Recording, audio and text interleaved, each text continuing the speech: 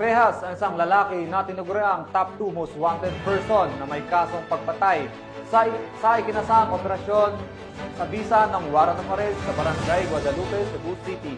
Ibabalita yan ni Patrolwoman Flora May Azares.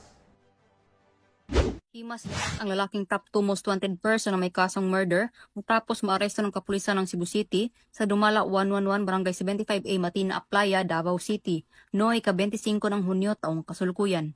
Kinilala ni Police Colonel Enrico E. Figueroa, City Director ng Cebu City Police Office. Ang suspect na si Eric, 49 anyos, at residente ng sitio Oratola, Barangay Guadalupe, Cebu City.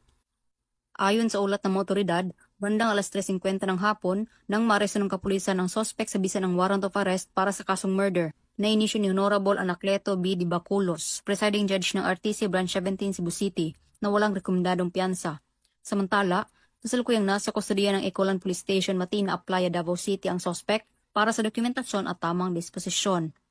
Ang matagumpay na pagka-aresto ng suspect ay bunga ng pinagsanib puwersa ng kapulisan ng Police Station CCPO at Police Station 15 Ecoland, Criminal Investigation and Detection Group 11.